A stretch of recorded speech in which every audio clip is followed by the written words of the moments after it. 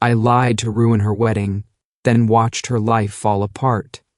And for a moment, I thought I won, until I realized what I really destroyed was myself. The sun was too bright for a day like this. It made the sidewalk shimmer, almost festive, like the world had no idea what I had just done. I sat on a bench across from the park, fingers wrapped around a coffee I wasn't drinking. The cup had gone cold 20 minutes ago, around the same time the bouquet was delivered. My phone buzzed. Bouquet delivered. Letter read. There it was. No confetti, no dramatic music, just a gray notification and the sudden hollowness of silence. I took a breath and opened Facebook. Not Claire's page. I knew she'd be too preoccupied to post. I went to the wedding hashtag. Her friends were already talking. Someone said Adam left? Is this for real? Claire looked like she was going to faint. I sipped the bitter dregs of coffee and smiled. Just a little. You don't always get closure in life. But sometimes, if you're careful, if you're patient, you can write your own. I leaned back on the bench and looked at the sky. A plane passed overhead, small and distant.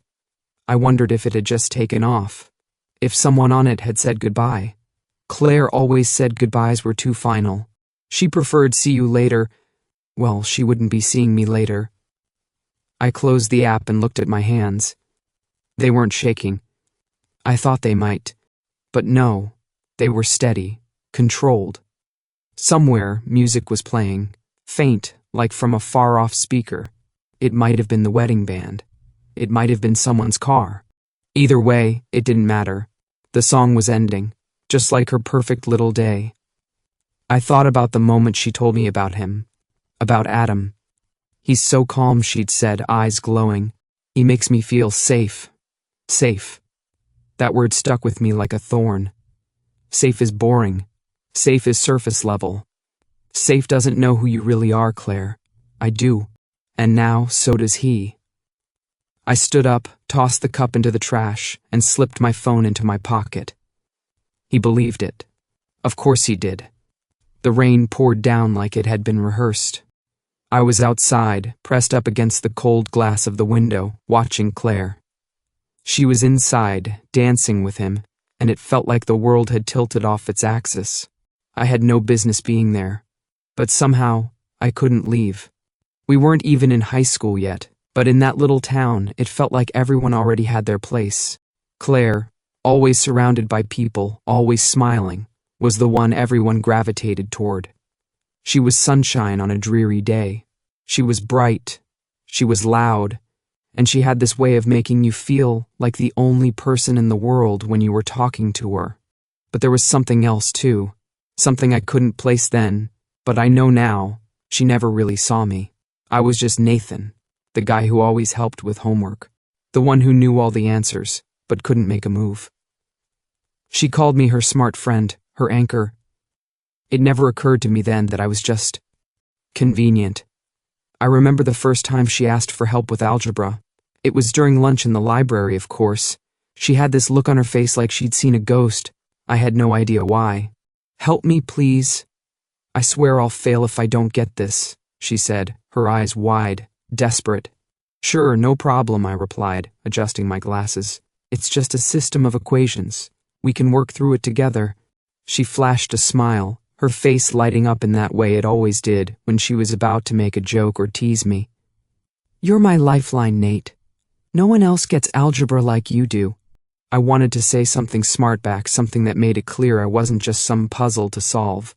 But instead, I just nodded. We sat there for hours, solving equations together. She was always so earnest, always so thankful, but never in a way that made me think she saw me as anything other than a convenient brain. It wasn't love. Not from her. For me it was different. It always had been.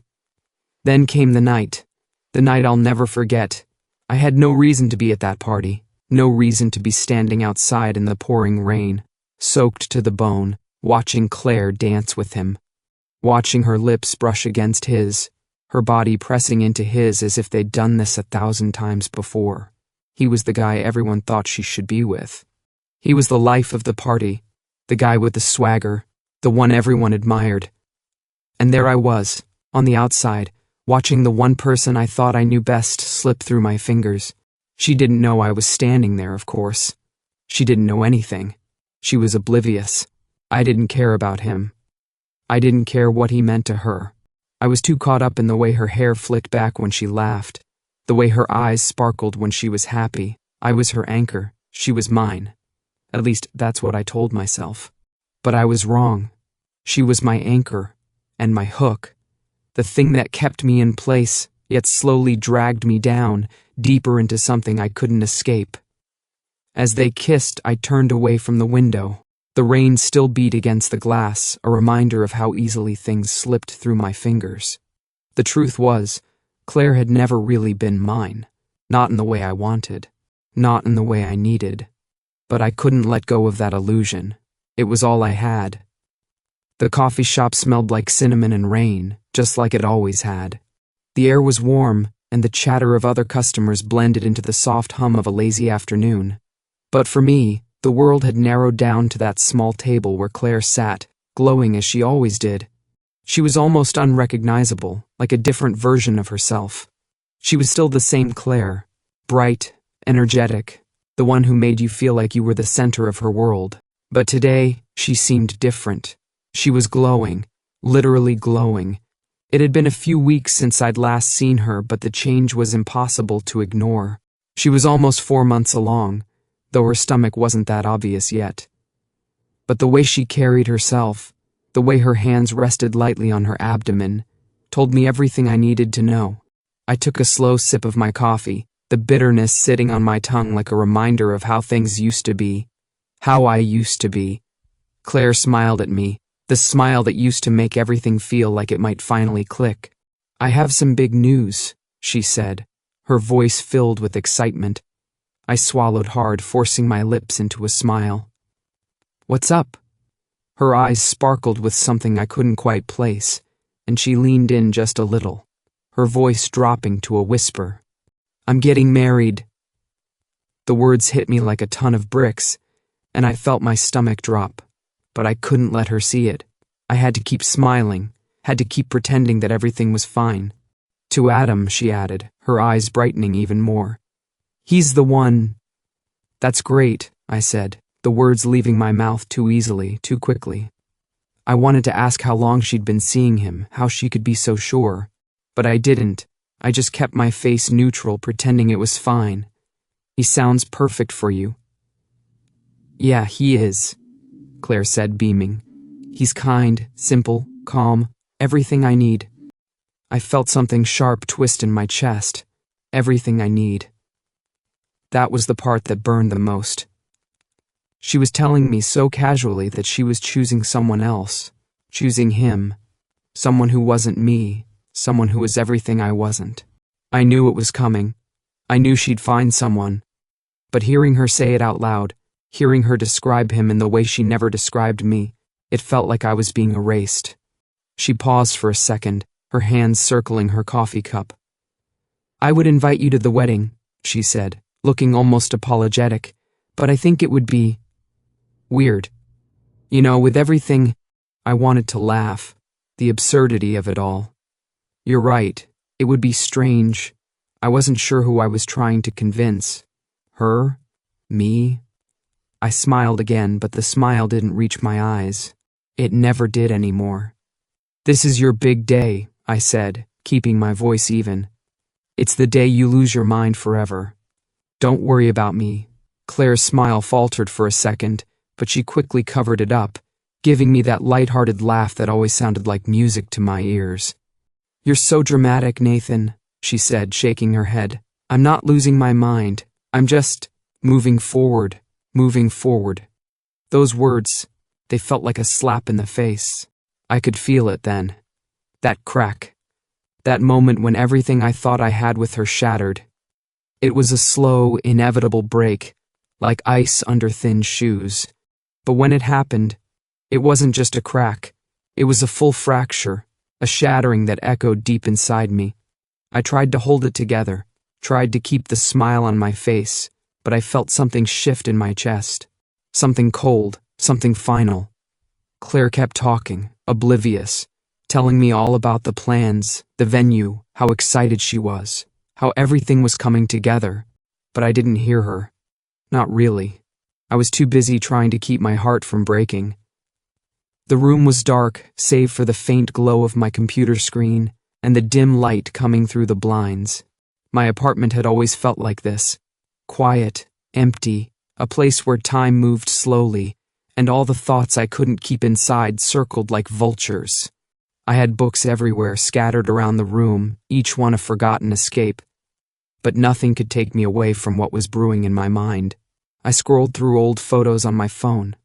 Moments frozen in time. Moments when things had been simpler. Back then, Claire had still smiled at me the way she smiled at everyone else. Had never realized how much I was hanging on to the idea of her, how I convinced myself she might one day see me as more than just a friend. The thought tasted bitter now. I couldn't stop going through those messages, her laughing at one of my jokes, me helping her with a problem in algebra, those late-night talks where I thought I was somehow getting closer to something real. I wasn't a fool, not then. But now? Now it was like I'd been playing some kind of game, and the rules had never made sense. I closed the app and stared at the wall for a few moments, the silence in the apartment pressing down on me. It was cold. The kind of cold that makes you want to burn something just to feel heat again. But all I had was my thoughts. I stood up and walked over to the desk where a pile of old notes lay. Some were from work, some were reminders to myself. But the one I pulled out was a yellowed piece of paper. A note Claire had written to me years ago. It was simple. It read, "You're my smart friend. You're always there when I need you." I crumpled it up and tossed it in the trash, but the words stuck in my head. They had always stuck. Then, without thinking too much, I picked up a pen. The paper was blank, but my mind was racing. I didn't have to think long. The words came easily, like they were always meant to be written down. "Claire is pregnant, but not with your child. She never told you. It's mine." I stared at it for a moment, feeling a twisted satisfaction deep inside. I wasn't just upset anymore. I wasn't just hurt. This was bigger. This was my revenge. My fingers hovered over the keyboard, and I ordered the most expensive bouquet I could find. White roses, her favorite. I could picture them already, elegant and pure, a stark contrast to the lies that would come with them. I set the delivery for 30 minutes before the ceremony, just enough time to watch everything fall apart. I kept repeating it in my mind, like a mantra, as if that would make it sound more just, more reasonable. I'm not doing anything wrong, I'm just opening his eyes. He has a right to know, but even as I thought it, I could feel the lie hanging in the air. He didn't have a right to know. He didn't deserve the truth. The truth wasn't the point. The point was, I wanted him to feel the way I felt. I wanted him to know what it was like to lose everything in a single instant, to see the world slip away from him and understand, maybe for the first time, what it was like to care about someone who never cared about you back. And maybe, just maybe, I wanted Claire to feel something too, to feel the weight of what she'd done to me, to feel the regret that would follow, the emptiness, the hollow ache of losing someone who had always been there, someone who had always cared, even when she didn't. The click of the mouse sent the order off. I sat back in the chair, the room still silent, but the air heavy with anticipation. I wasn't just crossing a line anymore. I was burning it down. This wasn't about me anymore.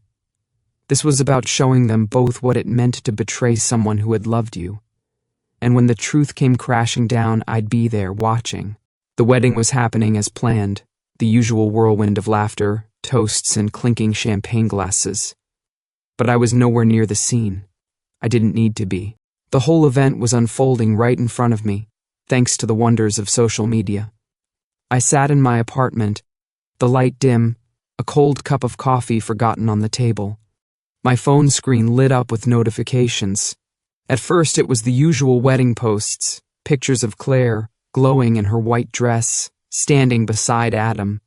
The guests were smiling, laughing. It was everything they had planned for. One post caught my eye, so beautiful. "Claire is glowing. I couldn't help but feel that familiar ache in my chest. I should have been happy for her, but instead, I felt a tightening in my stomach. Was this how I was supposed to feel? Watching her from a distance, playing the role of the perfect bride? The one I never got to have? 20 minutes later, my phone buzzed again. A new post. This one from a different guest. Something's wrong. Adam just walked out. Claire's crying. I leaned in, my fingers gripping the edge of the desk as I read. Someone sent him a letter, saying the baby isn't his. My stomach dropped. It was happening. The truth, the lie, it was all spilling out piece by piece. I sat there in the silence of my apartment, my eyes glued to the screen. Every post, every update, was like a chain reaction, the dominoes falling one by one. I didn't need to be at the wedding. I could feel it, the tension, the panic, the confusion, like it was happening right in front of me. I wasn't there, but I could feel the weight of it all, like I had pushed the first domino. The messages started to flood in. Friends, family, guests at the wedding. Comments, questions, theories. Some people were speculating about the letter, others were simply expressing their shock. But the noise, the chaos was unmistakable. I knew it would be like this. I knew the moment I hit send on that order, it would set everything in motion. But watching it unfold from the safety of my apartment, it felt surreal. It felt like I was watching a train wreck, something I couldn't stop, something I couldn't turn away from. There was a part of me that thought I'd feel satisfied, that I'd feel some twisted sense of victory as the day fell apart for Claire, as Adam walked away, as the world she built for herself crumbled. But instead, all I felt was emptiness. I kept scrolling through the posts, looking for more updates, more signs that my plan had worked, that I had somehow made her see the truth, or at least made her feel the weight of what she had done to me. But all I could focus on was the image of her crying, the photo that kept popping up in my mind, Claire, in her wedding dress, a shattered smile on her face, her world turning upside down. This was it. This was what I had wanted, right? But now, in the silence, all I could feel was the emptiness. The emptiness of being alone in my apartment, watching her life fall apart without being able to touch it, to change it. I had pushed the first domino. But now that they were all falling, I couldn't tell if I was supposed to feel victorious, or like I had just destroyed something beautiful. The noise had stopped.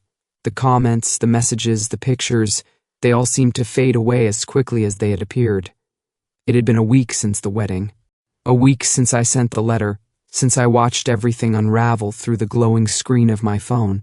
But now, silence. I sat in my apartment, the same as I had the day before, and the day before that. The only sounds were the distant hum of cars passing by, and the occasional ping from my phone. But each new notification was a reminder of how alone I had become. Claire deleted her account. I checked obsessively, hoping for something, anything, a word from her, an acknowledgement.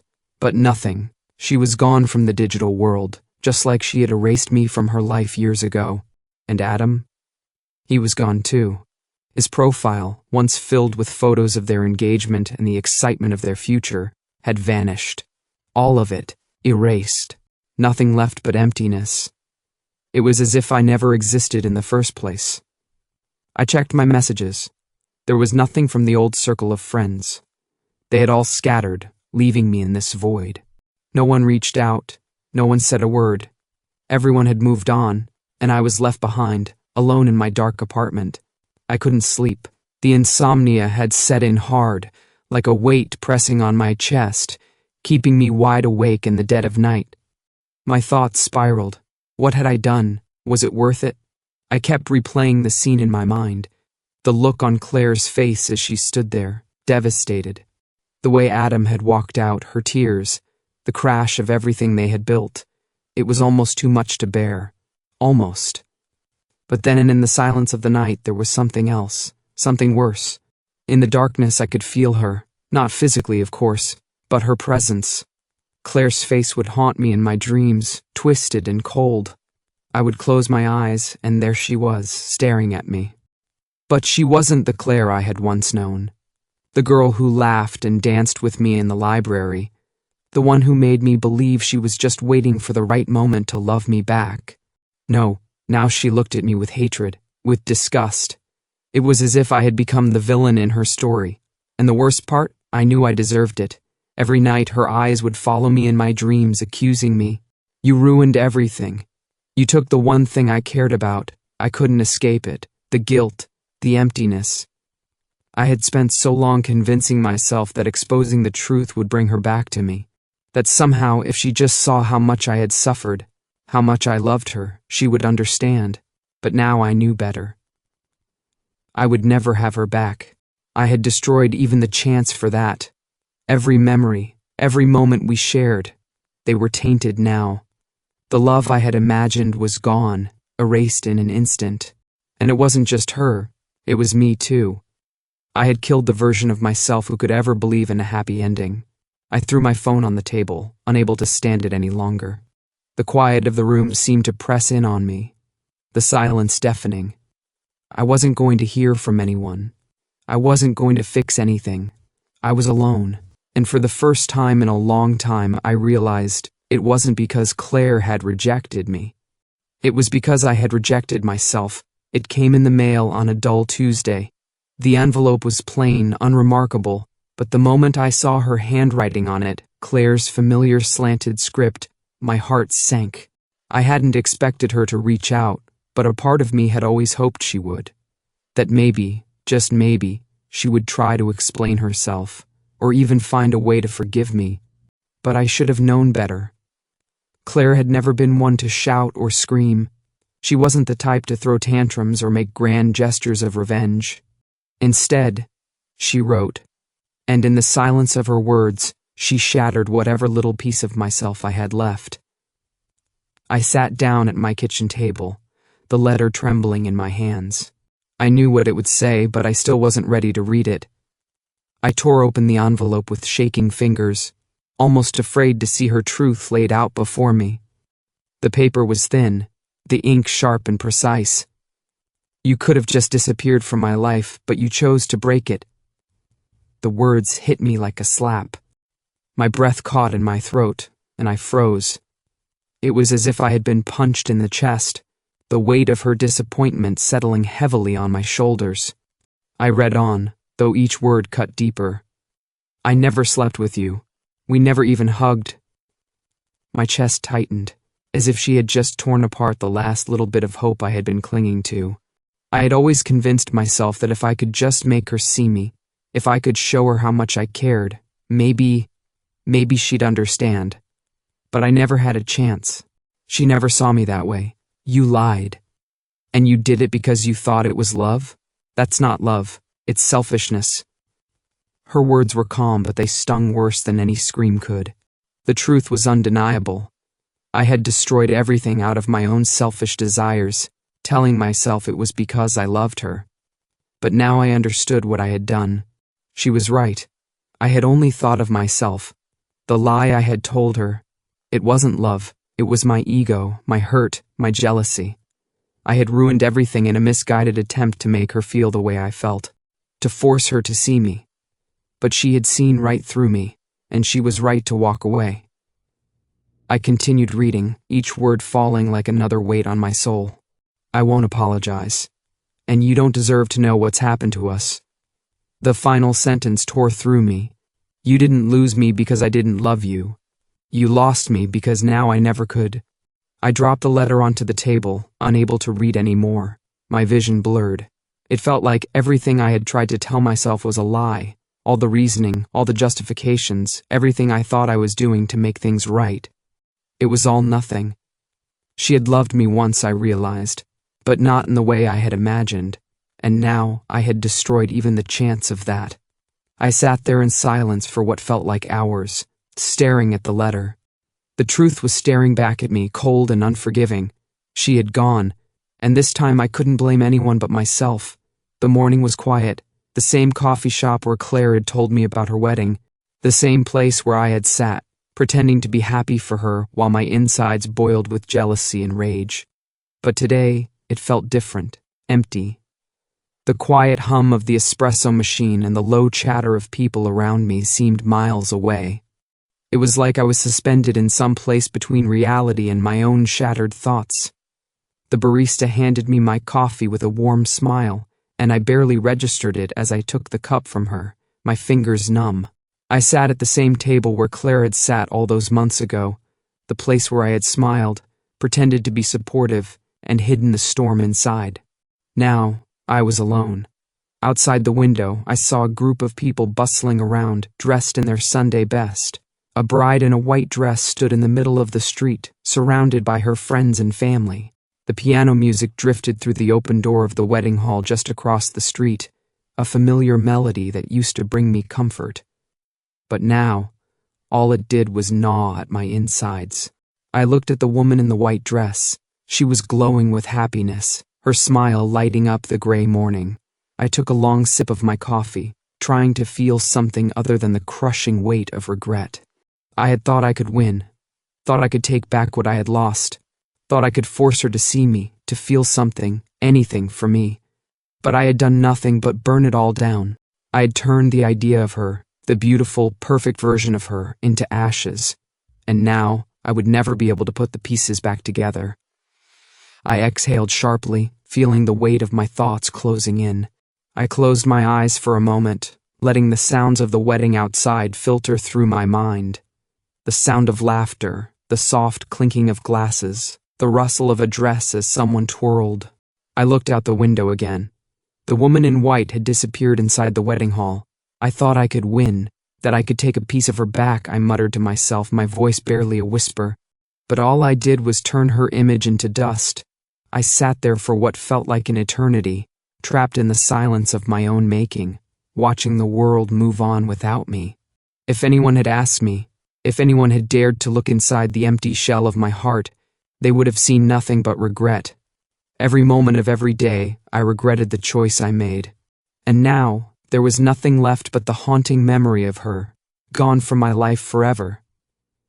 I looked down at my coffee cup, my reflection barely visible in the dark liquid. If you're wondering whether I regret it, I whispered to no one in particular.